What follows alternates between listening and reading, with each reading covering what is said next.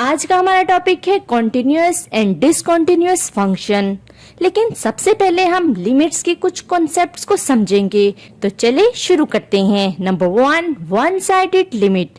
Limit x approaches to c f of x को हम इस तरह से भी डिफाइन करेंगे। हमने ओपन इंटरवल c के लिए x को रिस्ट्रिक्ट कर दिया है।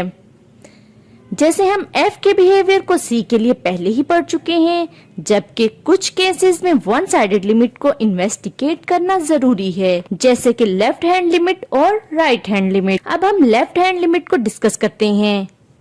इसको हम इस तरह से पढ़ेंगे। f ऑफ x की लिमिट l के बराबर होगी, जिसे लेफ्ट साइड से x c को अप्रोच करेगा। लेफ्ट साइड का मतलब ये है कि c से जितनी भी छोटी वैल्यू होगी, जो भी वैल्यू x में पुट करेंगे वो c के क्लोज होगी, लेकिन c के इक्वल नहीं होगी। जैसे जैसे हम x की वैल्यू को बढ़ाते जाएंगे, वैसे वैसे l की वैल्यू भी इंक्रीज होती जाएगी। राइट हैंड लिमिट, इसको हम इस तरह से पढ़ सकते हैं। f ऑफ x की लिमिट m की इक्वल होगी, जैसे राइट साइड से x c को अप्रोच करेगा। x c से बड़ा होगा लेकिन c के इक्वल नहीं होगा। हम x की वैल्यू को बढ़ाएंगे, वैसे ही हमें m की वैल्यू भी इंक्रीज होती जाएगी।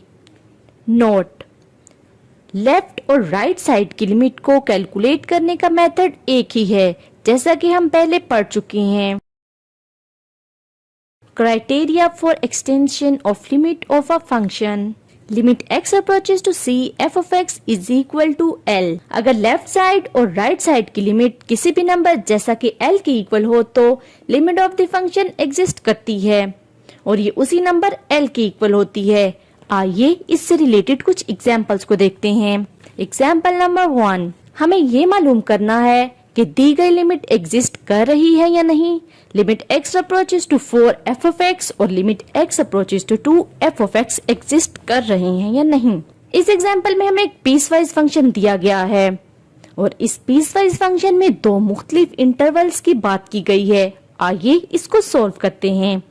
सॉल्यूशन, सबसे पहले limit x approaches to 2 f of x के लिए सॉल्व करते हैं। जब लेफ्ट हैंड लिमिट की बात होगी तो इसमें 2 से छोटी या 2 के इक्वल वैल्यू को पुट करेंगे। Limit x approaches to 2 2x plus 1 value put करने से हमारे पास ये आंसर आएगा। अब राइट हैंड लिमिट को देखते हैं। तो राइट हैंड लिमिट को पुट करने के लिए हम वो फंक्शन लेंगे जिसका इंटरवल 2 से ग्रेटर और इक्वल हो। तो 7 माइनस एक्स का इंटरवल 2 और 4 के दरमियान में लाई कर रहा है, तो हम राइट हैंड साइड लिमिट के लिए 7 माइनस एक्स में वैल्यू को पुट करेंगे। वैल्यू पुट करने से हमारे पास आंसर 5 आया है।